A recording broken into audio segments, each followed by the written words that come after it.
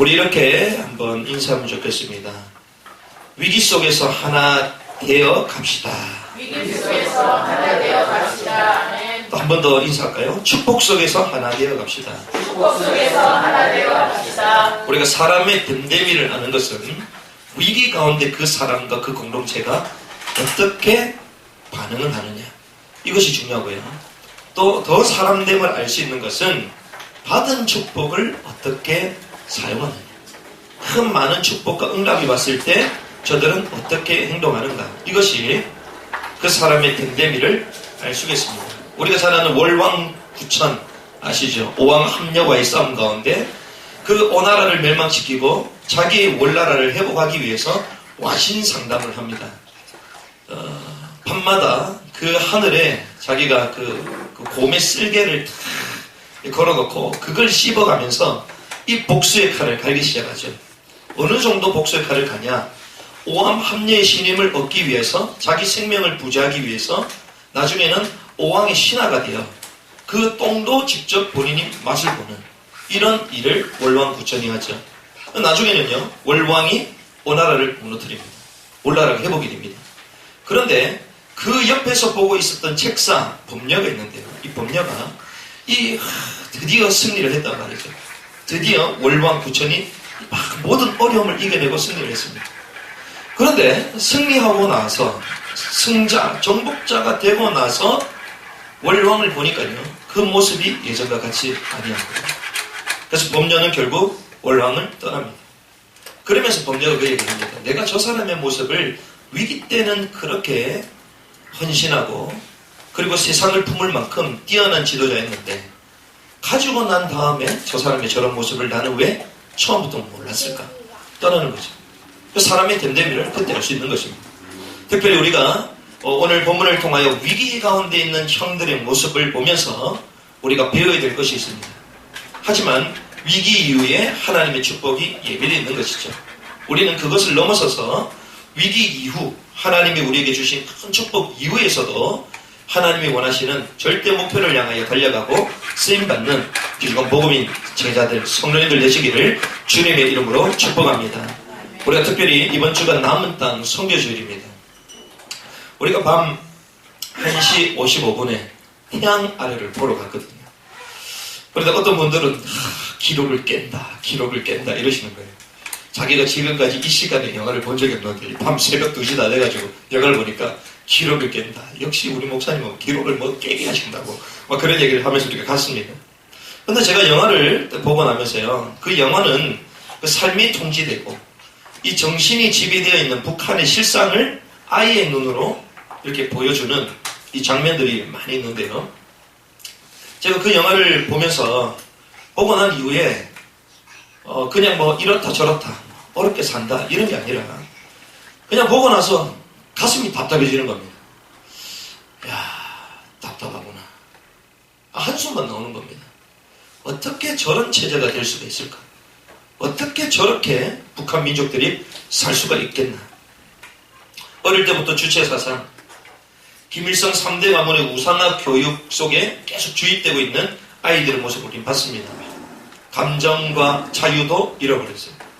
아이에게 가장 좋아하는 시를 읊어보라 그러니까 그 김일성 수령 아바이를 높이는 그 시를 읽고 있는 거예요. 우리는 아프면 아프다, 싫으면 싫다 얘기를 하잖아요. 북한 아이들은요, 그 얘기를 못합니다. 누가 통제하고 지도를 하고 감시하기 때문이 아니라 그냥 체제가 그렇게 만들어버렸어요. 오로지 감사, 누가예요? 김일성 수령님한테. 이렇게 만들어버렸습니다. 제가 그거 보면서요, 와, 이 일을 어떻게 해야 되나? 이 일을 어떻게 해야 되나? 감정 자유도 잃어버린 기계 같은 삶을 살고 있는 우리 북한의 동포들의 모습들입니다. 우리가 남은 땅 선교지를 맞이하면서 우리가 저 동포들을 위해서 기도해야 됩니다. 특별히 요셉이 자기 혈육, 베냐민을 보고 복받쳐 오르는 그 감정 때문에 견디지 못했던 것처럼 우리에게 북한 동포를 향한 그런 마음이 없다면 우리가 과연 북한 사역을 할 수가 있겠는가? 오늘 집사님 기도하셨지만 정말 맞거든요. 우리가 그걸 보고도 감각이 없다? 우리가 뭔가 중요한 것을 잃어버리고 사는 것입니다. 세상에 완전 노예가 되어 사는 것이죠. 이 북한 동포를 향한 하나님의 마음을 회복하는 이 아침 되시기를 주님으로 축복합니다. 이걸 회복하는 것입니다. 그들을 맹목적으로 추종하는 자들이 또한 이 땅에 너무나도 많습니다. 그런데 실제로 북한 인권에 대한 실상은 무관심한. 그래서 사실은 이번 주, 지난주, 이번 주가요, 한 주간이요. 이 북한 자유통일을 위한 한 주간입니다. 그래서 외국에, 미국에 있는 의원이 와가지고요, 뭐 강의도 하고 기도회도 인다고 그러는데요. 그런 가운데 오늘 저녁에 우리는 또 김성욱 대표님을 모시고 중요한 또 북한을 향한 기도를 하나로 모으는 또 시간이 될 것입니다. 저와 여러분들이 중요한 흐름을 보고 중요한 기도 제목을 찾는 시간이 되면 좋겠습니다. 이 시대의 흐름 속에 하나님께서 그토록 원하시는 한반도 복음 통일, 이것이 하나님의 절대 목표거든요. 그런데 이 하나님의 이 절대 목표를 실현하려면 어떻게 해야 될 것인가? 하나님 우리에게 주신 사명, 우리 교회에 주신 사명, 수많은 교회들이 있지만 이 북한의 인권에 대해서 말하는 교회가 많지 않습니다. 정말 이 민족의 복음 통일을 위해서 기도하는 사람이 많이 없어요. 세월을 위해서 눈물을 흘리려 하면서도 북한 동포들 죽어가는 데는 관심이 없습니다. 그 수많은 미국의 그 유명한 블랙바스터 그 영화들을 보러 가도 북한 인권의 그 영화를 보러 간 사람은 없어요. 어떻게 해서든지 그것을 상영을 금지하도록, 그래도 얼마나 감사합니까? 우리 송파에 롯데가 있다는 게 얼마나 감사합니까? 롯데 기업이요. 그래도 이번에 상영을 한 겁니다. 그래서 롯데 시네마에 저희가 간 거거든요. 그렇구나. 그러면 하나님 우리에게 주신 이 한반도 복음 통일의 절대 목표를 향하여 우리가 달려가는데 이걸 어떻게 해야 될 것이냐? 그렇습니다. 우리의 베냐민을 내려놔야 돼요. 베냐민을 내려놓지 못하면, 우리 속에 있는 뭔가를 내려놓지 못하면요, 하나님의 그 절대 목표를 이룰 수 없습니다. 하나님은 야곱을 통해서, 그 아들을 통해서 12지파를 만들어가기 원하시죠. 그게 하나님의 절대 목표거든요. 그러면요, 하나님은 야곱을 통하여 베냐민을 내려놓게 하셨습니다. 우리가요, 마음껏 선교하고 마음껏 전도하고 모든 사람을 품고 수용할 만한 우리 시스템들을 우리가 준비하고는 이때에 우리가 그 일을 하려면 우리 속에 남아있는 베냐민을 내려내요. 그 하나님의 절대 목표보다 가치 있게 여기는 그 어떤 것들을 내려놔야 된다는 거죠. 이를 위하여 우리가 그래서 그때 비로소 헌신이 되는 것이죠. 그리고 이 일에 동참할 수 있고요. 이 일에 우리가 동령할 수 있는 것입니다. 그때 하나님은 어떻게 하신다고요? 기뻐하시는 거예요. 환희를 외치는 거예요. 만찬을 베푸시는 거예요. 제가 그 생각을 많이 합니다. 오늘 우리가 몇 분들이 오신다는 얘기를 들었습니다. 사역자분들로 오시겠다는 분들이 있고요. 근데 제가 오라고 얘기 안 했거든요. 왜?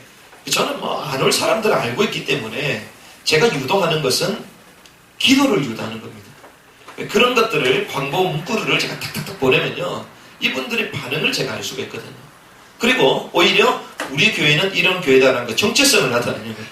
그래서 사람들은 단순하게 이걸 보냈으니까 가야 되나 말아야 되나 이러면서 못 가면 미안하다고 막 문자 보내는데 그럴 필요가 전혀 없는 거예요. 어떻게 해서든지 우리 교회는 이런 부분을 두고 기도하고 있다. 그리고 여러분도 그 순간, 보는 순간 한번 인식을 할 거 아닙니까? 저희가 원하는 게 그거거든요. 근데 보니까 간혹 몇 분의 이 사역자들이 오시겠다. 그리고 우리 복음인가 성도님들 가운데 또 가족 되시는 분들도 오시겠다는 분들이 있습니다. 얼마나 감사합니까? 우리가요, 그런 분들이 오셔가지고 함께 기도하는 것 자체가 하나님 정말 기뻐하시는 거거든요. 우리가 이걸 축제로 만들어야 됩니다. 남들이 가지 않고 보지 않고 관심 없는 그 현장을 두고 우리가 정말 기도해야 되는 것이죠. 그래서 저희가 마음 같아서는 우리가 지금 막 차 타고 북한으로 바로 들어가서, 옛날에 우리 그랬잖아요. 우리가 투명 인간이 되면 막 그러잖아요. 남자들은 여자들 목욕탕에 가서 한번 팍 구경을 하고 이런 상상들이 있었잖아요. 여자들도 타임머신 투명 인간이 되면 마트 가가지고 백화점 가가지고 원하는 거 다 싼 그리 사가지고 오고 싶고 이런 우리가 상상이 있지 않습니까? 우리가요, 진짜 이 투명 인간이 되어가지고 지금 당장 할 수만 있다면 저는 북한에 올라가고 지금 우리 성도님들과 같이 타고 바로 올라가는 겁니다. 가서 진짜 어떻게 살고 있느냐. 우리가 못 봤기 때문에 거기 헌신이 안 되는 거거든. 우리가 그 현장을 실제로 우리가 가슴에 담지 못하는 이유는 보지 못했기 때문에. 보면 사람은 바뀌거든요. 보지 못하고 그것이 가슴에 담기지 않으니까 우리 베냐민을 잡고 있는 거예요. 거기에 잡혀 있는 거예요. 헌신하지 못하고 원망하고 불평하고 내 문제가 큰 것처럼 보이고 이렇게 된다는 것이죠. 저와 여러분들이 하나님의 음성을 듣는 시간 되길 바랍니다. 하나님의 절대 목표가 우리 가슴에 담기는 시간 되시기를 주님의 이름으로 축복합니다. 그때 하나님은요 기뻐하시는 겁니다. 그래서 저는 가히 꿈을 꿉니다. 한반도의 복음 통일의 그날 정말 지하교회의 그 성도들이 마치 꿈을 꾼 것처럼 막 환호성을 지르는 그날, 그리고 북방 땅을 향하여 이 복음의 북풍 그리고 서풍 이걸 가지고 우리가 달려가는 것입니다. 그 비전이 우리를 통해 성취될 줄 믿습니다. 이것이요 남은 땅 선교주의를 우리에게 주시는 하나님의 말씀이요 비전이라는 것입니다. 우리가 오늘 창세기 44장의 말씀을 계속 보고 있는데요, 우리가 이 창세기 44장을 보면요 이 세상과 다른 요셉의 사랑의 모습을 우리는 계속 보게 됩니다. 요셉의 삶을 보면요 이게 전환이 되는 모습을 쭉 볼 수가 있습니다. 처음에는 요셉이 어떤 사람이었습니까? 꿈의 사람이다. 비전을 가지고 있는 사람이다. 언약을 붙들고 있는 사람이다. 세계복음의 목표를 갖고 있는 사람. 그리고 정직과 성실한 사람이다. 우리가 이 말씀을 나눴습니다. 그런데 지금은 그 꿈이 성취가 되었고 그 하나님의 목표가 성취되는 과정, 그리고 정직과 성실이 많은 사람들 앞에 인정을 받고 난 이후의 모습이죠. 총리가 된 이후의 삶입니다. 제가 아까 말씀 나눴지 않습니까? 오랑구천 응답 받고 나서가 중요한 거거든요. 그런데 이 요셉은요 응답 받고 나서 어땠는지 우리는 더 자세하게 볼 수 있습니다. 총리가 된 이후 어떤 사람입니까? 살리는 사람이 됐습니다. 저와 여러분 살리는 사람 되길 바랍니다. 가지고 있을수록 더욱더 베풀고요, 우리가요 여유가 있을수록 더욱더 가난한 심령이 되어서 고난을 당하고 있는 저들을 생각해야 되는 것입니다. 살리는 사람이었죠. 그리고요 용서의 사람이요 사랑의 사람이었습니다. 우리가 삶의 클라이막스는 뭐냐? 신앙생활의 클라이막스는 뭐냐? 그게요 용서와 사랑입니다. 정말 용서할 수 있다? 원수도 용서할 수 있다? 그 사람은요 다 된 사람. 예수 그리스도의 최고의 사역의 클라이막스는 뭡니까? 용서와 사랑이었습니다. 우리가 여기까지 갈 수 있어야 된다는 거죠. 원수를 사랑하고 우리를 해보지 않은 그 악인들을 미워하고 그들을 사랑할 수 있다면 클라이막스가 됩니다. 요셉이요 이 축복 속으로 들어가는 겁니다. 이게 될 때 이해가 되고 수용이 되고 배려가 나오는 거잖아요. 그러면서 타인과 공동체를 살리는 것입니다. 이게 삶의 클라이막스죠. 그런데 세상의 사랑은 어떻습니까? 인과응보적인 사랑이에요. 세상의 사랑은요 용서와 미움 무조건적인 이런 게 아닙니다. 인과응보적이에요. 뭔가 나에게 유익이 되어지면 나도 저 사람에게 사랑하는 상호관계적인 것입니다. 그리고 조건부적인 거예요. 세상적인 사랑은 그렇습니다. 그래서 언제든지 그 세상의 사랑은 한계를 가지고 있습니다. 뭔가가 결핍되고요 뭔가가 부족한 겁니다.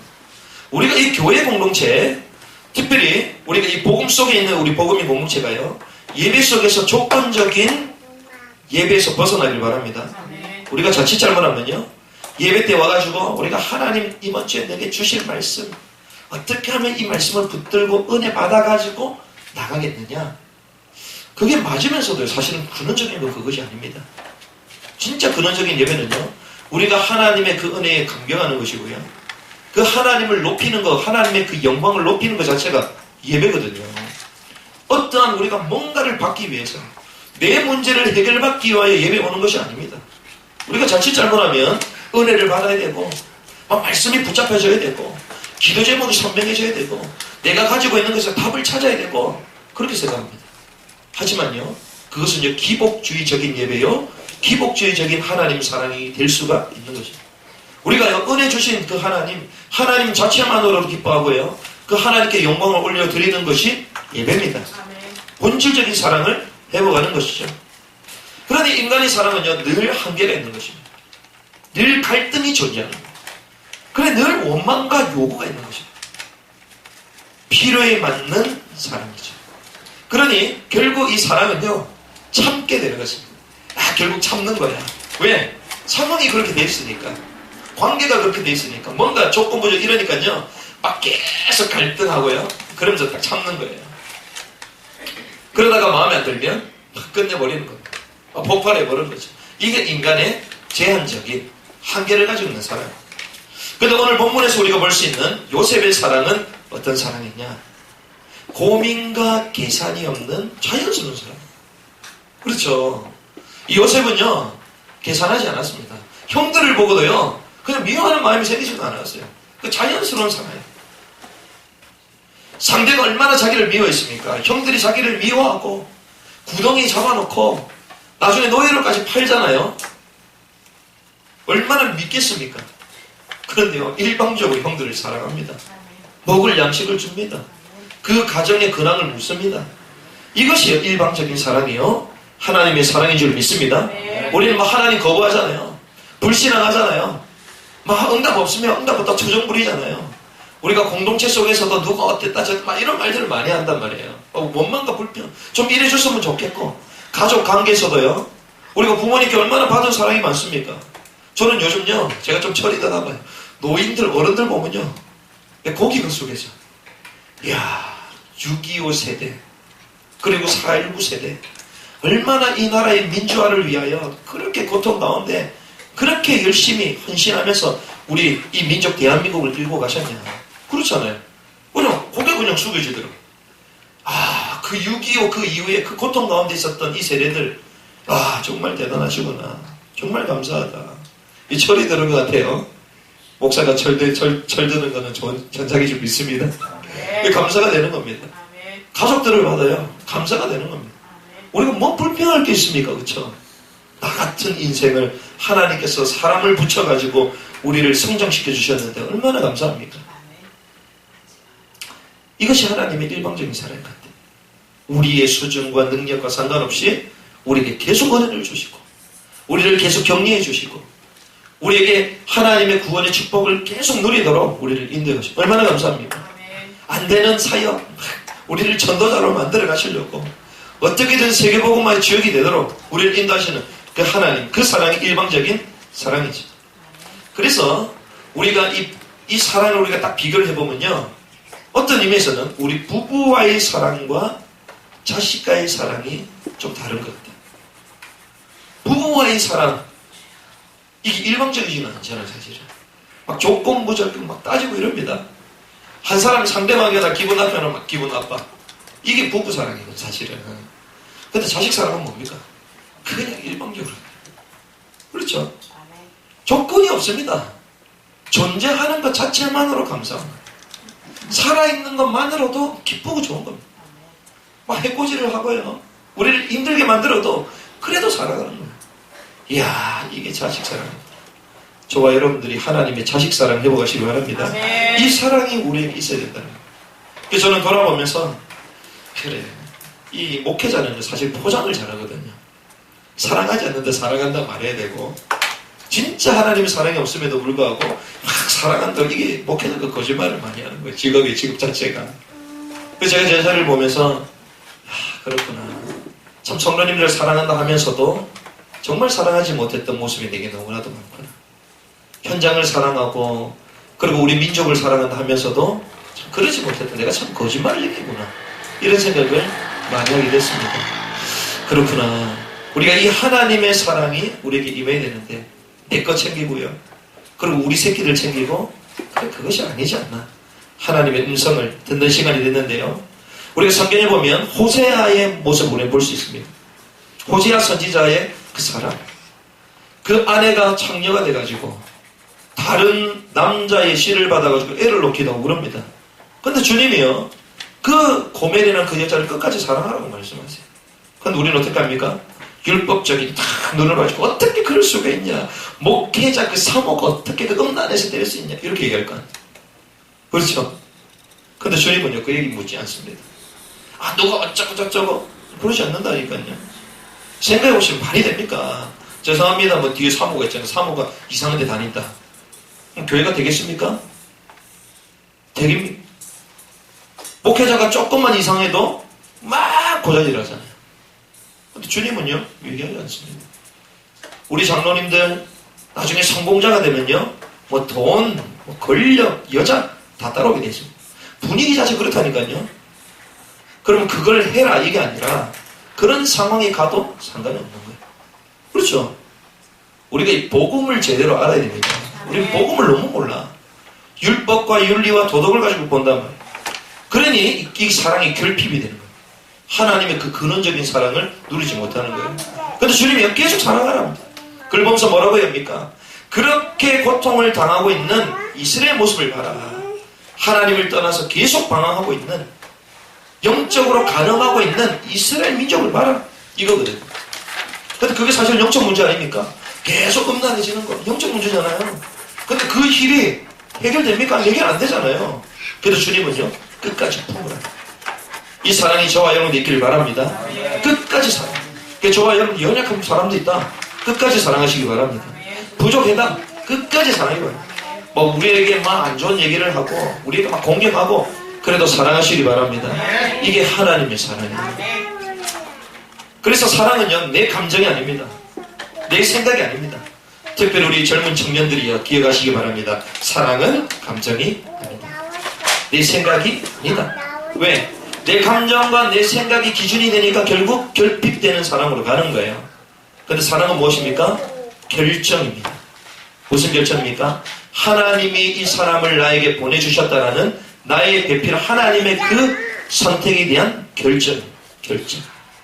그래서 기도하는 겁니다. 그렇게 되어지면요, 이 사람이 내게 힘들게 만들고 나를 이해 못하고 나를 도와주지 않아도 그래도 그 사랑이 여전한 것입니다. 왜? 하나님은 그 관계를 통하여 하나님의 목표를 이루기 위하여 우리에게 붙여주셔요. 그래서 사랑하는 것입니다. 그렇게 함께 가는 것입니다. 우리가 세상과 다른 요셉의 사랑, 언약, 그리고 꿈의 사랑, 그런데요, 사랑과 용서의 사람으로 전환되는 그 새로운 요셉의 모습을 우리는 보고 있습니다. 우리가 본문을 보면요, 이 은잔의 음모를 꾸미는 요셉의 모습을 볼 수 있습니다. 기근이 다시 와서 그 어려움 가운데 형들이 베냐민을 데리고 왔단 말이에요.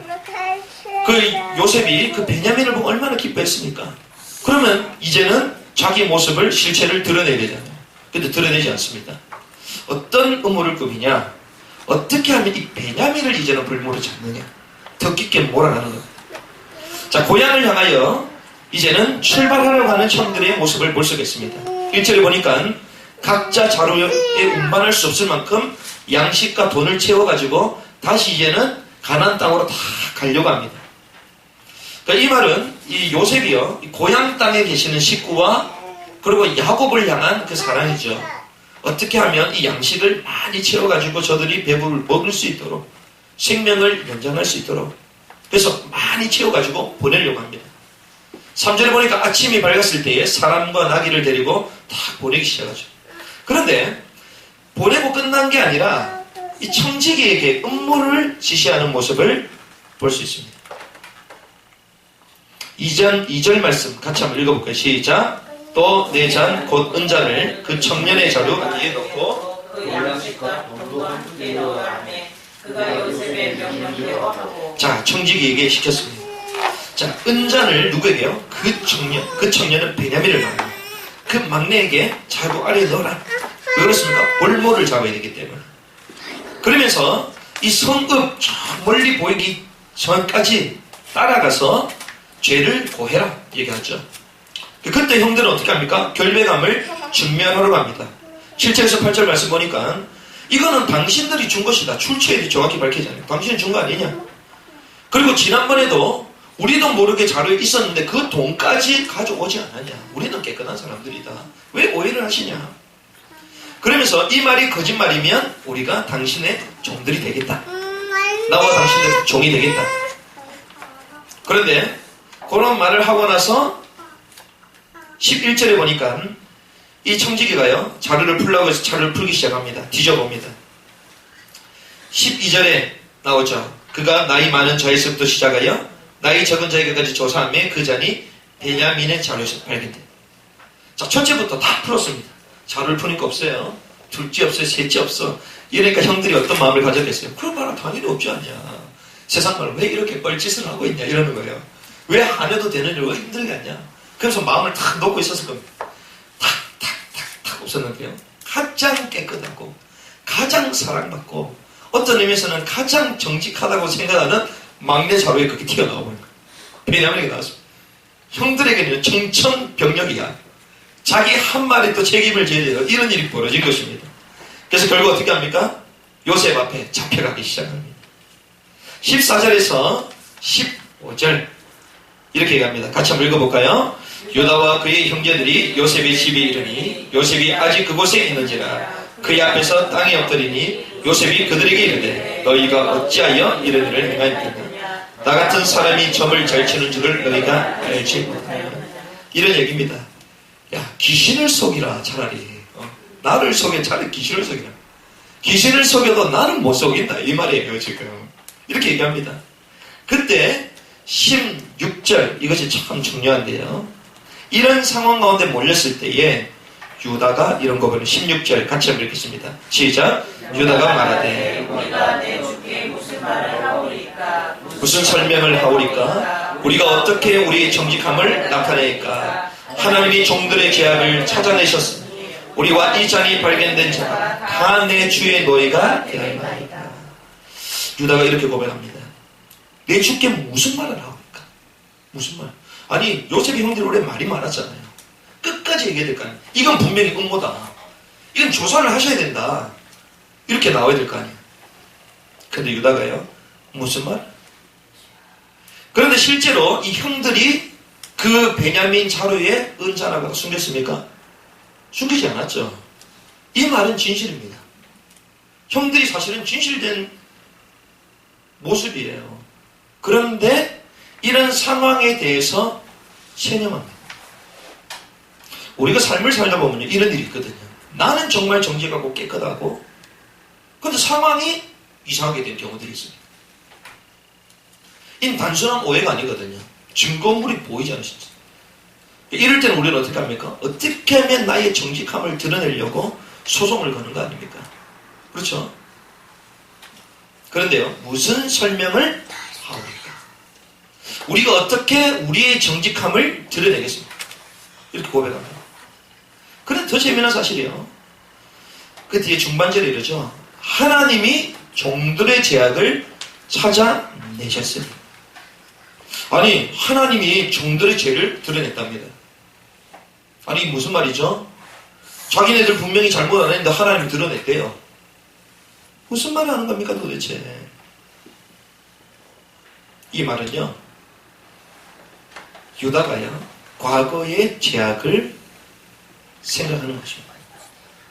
무슨 말이죠? 요셉을 죽이려고 했던 그 상처와 그 깊은 그 죄악, 드러내지 못한 그 죄악을 하나님은 드러내셨다. 이 고백입니다. 우리에게 문제 없다고 생각하잖아요. 근데 과연 문제 없습니까? 우리가 겉으로는 아무것도 문제 없을 수 있습니다. 겉으로는 아무 잘못이 없을 수 있습니다. 그런데 우리의 내면과 우리의 영적인 그 사실은 계속 죄를 갈망하는 거예요. 그것을 하나님은 보셨다는 거예요. 그에 대한 대가가 이렇게 나타나는 것이다. 유다는 그걸 본 것이다. 영적인 눈이 확 열려버리고 그렇다. 세상 사회의 문제는요. 세상적으로 푸는 것이 아닙니다. 세상적인 문제는 세상적으로 풀리게 되어 있습니다. 그런데 왜 풀어지지 않느냐? 우리의 깊은 그 과거의 문제와 죄악들이고 하나님께 나아가지 못했던 하나님을 거부하고 그 잘못된 그 상처와 그 죄악 가운데 우리가 딱 걸리는 겁니다. 그것을 하나님이 드러내셨다. 그래서 우리가 죄를 지으면요. 누구에게 모든 사람 속을 수 있으면요. 하나님은 못 속입니다.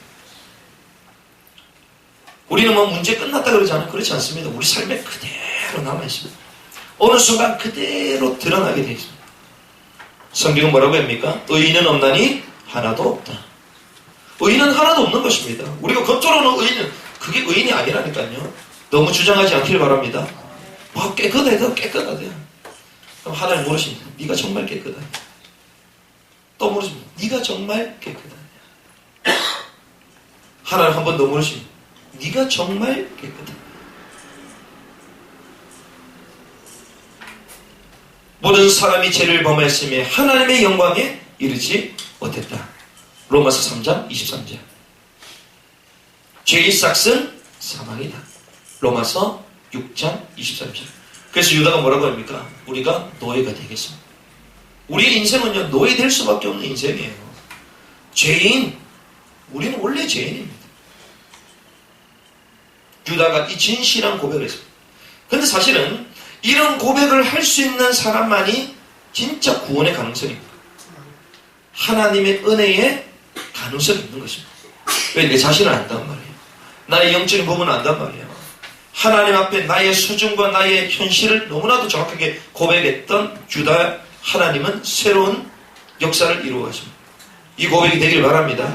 우리 근데 계속 거부하려고 그러잖아요. 문제 없는 것처럼, 아무것도 없는 것처럼, 내가 잘난 것처럼 그런단 말이죠. 하나님의 은혜가 들어갈 수가. 왜? 전부 다 남의 잘못이거든. 전부 다. 그런데 이 정직한 이 유다의 진실된 이 고백은 결국 유다를 변화시키고 하나님의 큰 은총을 얻게 되는 시간표가 되어졌습니다. 요셉은 이렇게 대답합니다. 그렇게 하지 마라. 요셉이 이르되 내가 결코 그래야지 않냐. 자, 종이 될 필요 없다. 노예 될 필요 없다. 이렇게 얘기합니다. 뭐라고 하겠죠? 베냐민, 그 잔이 발견된 그 사람만 종이 되겠다. 이렇게. 한편으로는요, 다른 사람들은 살려주겠다는 말 아닙니까? 생명을 부지하겠다는 말 아니에요. 그래서 뭐라고 해야 합니까? 너희는 평안히 아버지께로 도로 올라가라. 이렇게. 평안히 가라.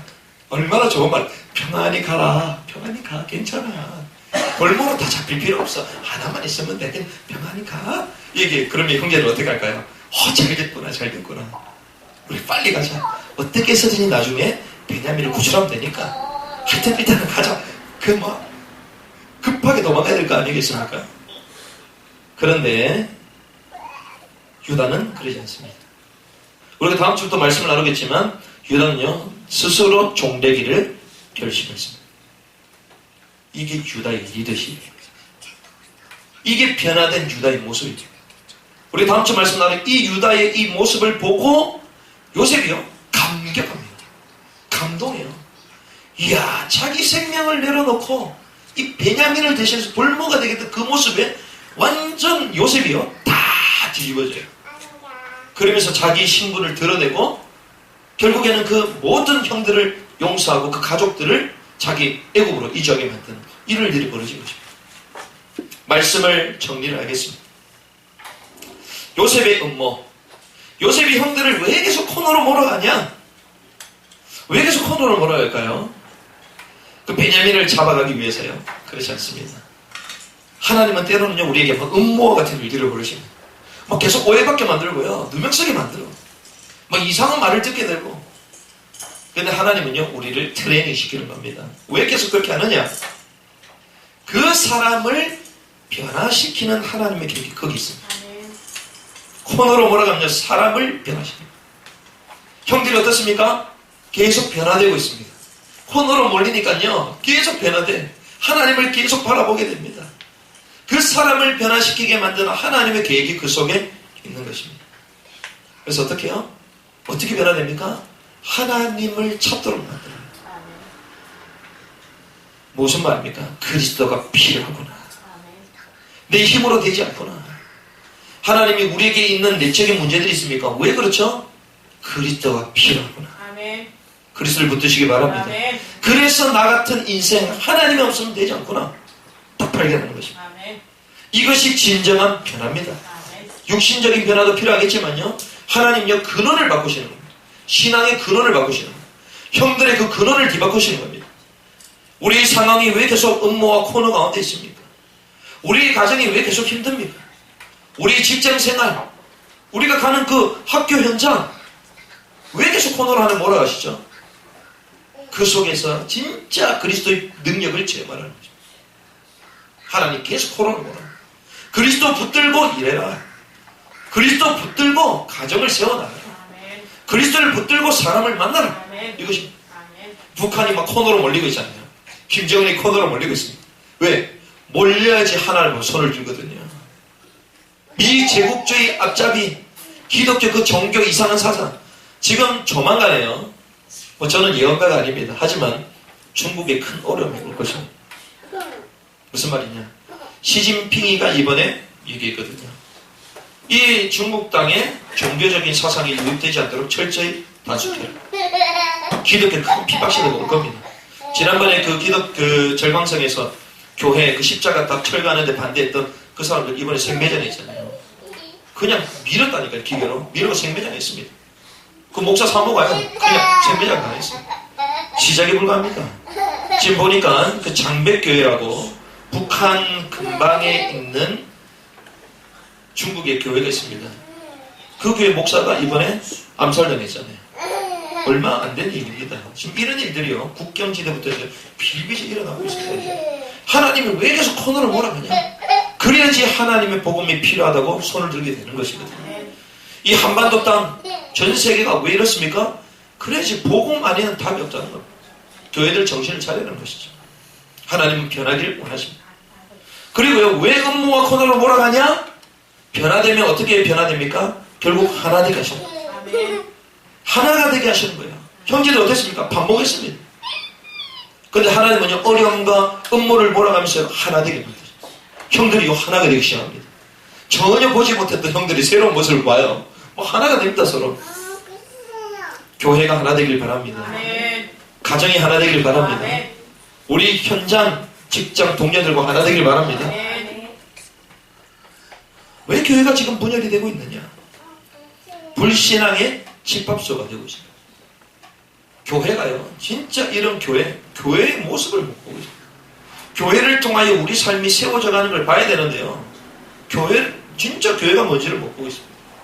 한국 교회가 거의 다 그렇잖아요.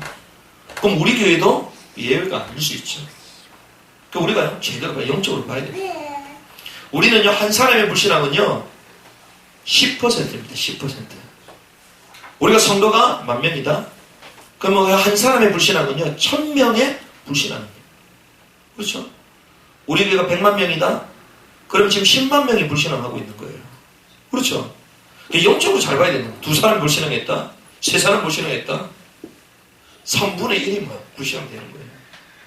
사단이 그렇게 만들어 갑니다. 음모와 코너로 몰리면 우리가 더욱더 기도하면서 하나가 되고 주님을 바라봐야 되는데 계속 코너로 몰려. 계속 원망하고 불신앙하고요. 반봉하는. 한반도 땅이 계속 분열이 되고 있습니다. 좌우가 분열되고 있습니다. 서로를 헐뜯고 있습니다. 정치권들 왜 그럽니까 도대체? 서로를 이해하고 존중해주면 얼마나 좋습니까? 당이 중요한 게 아니란 말이에요. 여당, 야당이 중요한 것이 아닙니다. 우리는 여당도 아니고 야당도 아니에요. 우리는 무엇입니까? 좌우 대립이 아니라요. 정말 진정한 이 대의를 위하여 우리가 하나가 돼야 됩니다. 우리가 겉으로 볼 때도 부정한 부분들이 많잖아요. 서로가 안 맞는 부분이 있습니다. 그런데 우리는 어떻게 하나가 되는 겁니까? 대의를 두고 하나가 됩니다. 그 대의가 뭡니까? 한반도 복음 통일. 그리고 세계 복음화. 이것 때문에 우리가 하나 되는 거 아니겠습니까? 이 민족이요, 이 한반도가 통일되는 이걸 위하여 정치권들이 하나가 돼야 되거든요. 하나. 대의에 대해서 관심이 없습니다. 자기 자리, 위치. 그러니까요, 웰빙당이라는 소리를 듣고, 그리고 정복 자익이라는 소리를 듣고, 서로가 비방하고 헐뜯는 거 아닙니까? 우리가 지금, 오늘 오후에도 우리가 집회를 하고 이렇게 하는데요. 정말 복음을 가지고 있는 사람은요, 좌도 아니고 우도 아닙니다. 복음 안에서 모든 것을 수용하고, 정확한 흐름을 진단하고, 대의를 위하여 함께 갈 수 있는 것이죠. 하나님은요, 요셉의 형들을 좌우가 아니라 하나 되게 하셨습니다. 특별히 하나님의 절대 목표 2016년도 우리가 출사표라는 메시지를 가지고 달려가고 있습니다. 자, 그런데 도단성운동 또 전도운동 요 시간표를 하나님 우리에게 주셨잖아요. 올해 이걸 향해 우리 달려가거든요. 그런데 우리에게 왜 반목하고 그리고 왜 코너로 몰리고 왜 계속 우리 삶이 힘들어지고 이러느냐. 특별히 5월은 영적 문제의 달입니다. 무슨 말이냐. 수요일날 말씀 나눴잖아요. 우리 육신을 가지고 있기 때문에 육신이 기지개를 피고 육신이 뭔가 막 하고 싶어하는 그 마음과 더불어 영적인 것도요 반대로 딱 가게 됐습니다. 우리가 좀 철드는 영적으로 철드는 성숙한 기간이 가을이거든요. 왜? 우리가 생각을 하기 때문에. 근데 여름 그리고 특별히 봄이 지나면요 이게 확 드러납니다. 왜? 세상은 그걸 요구하거든요. 세상은요 5월 열심히 놀고 여름을 준비하라 막 이런단 말이에요. 그게 다 세상적인 것들.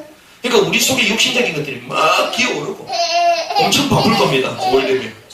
그리고 뭔가 내 자기 개발을 해야 될 것 같은 이런 막 속임수들이 오고요. 그리고 뭔가가 내 일과 사업과 일에 있어서 뭔가 이제는 만들어내야 될 것 같은 이런 것들이 찾아옵니다. 그런데 하나님은 우리 삶이 계속 정체당하도록 하시고, 왜 그러냐? 하나님은 이 시간표에 우리를 치유하기 원하십니다. 치유의 역사가 우리에게 먼저 필요합니다. 도단성 운동, 전도 운동을 하기 위하여 내가 변하지 않으면 못하게 되거든. 할 수 없는 것들입니다. 그래서 나부터 그릇을 준비하는 것이다. 우리부터 그릇을 준비하는 것입니다. 그래서 교회가 이제는 100일 영성 훈련이 진행이 됩니다. 100일 동안 우리는 뭐 일주일 3주 하지 않습니다. 40일? 그것도 부족해요. 왜? 우리가 세계복음 하겠다는데 100일 정도는 해야 되지 않습니까? 아멘? 그릇을 키워야 돼요. 망가져 1000일 하고 싶어. 1000일. 할렐루야. 이 정도 우리가 돼야 돼요. 왜? 시대를 품는다는데 시대를 이끌어가는 지도자보다 우리가 약하면 되겠습니까? 그렇지 않아요. 우리 교회는 앞으로 어떤 교회가 될 거냐? 대통령을 만들어내는 교회가 될 겁니다. 우리 어떤 교회냐? 최고의 10대 기업 총수들이 우리 교회에 와가지고 기도하는 교회가 될 겁니다. 그 정도 교회가 되려면 그들보다 앞서 나가야 될 거 아니에요. 그렇죠? 그 정도 되어야지 우리가 중동을 치고 들어가고 마지막 남에는 미지의 땅 우리가 개발해야 될 거 아닙니까? 우리가 기도하면서 우리가 하나님을 인도가 됩니다. 야곱 12지파를 통하여 하나님이 세계복음을 완수하셨던 것처럼 하나님의 그 언약을 붙들고 절대 목표에 집중하는 우리를 통하여 마지막 남아있는 세계복음을 이루어 가실 것이다.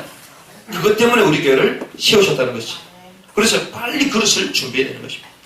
변화된 형들을 통하여 12지파의 그릇을 하나님 준비하셨던 것처럼 치유된 나의 모습을 통하여 하나님은 세계복음화를 이끌어 가실 것입니다.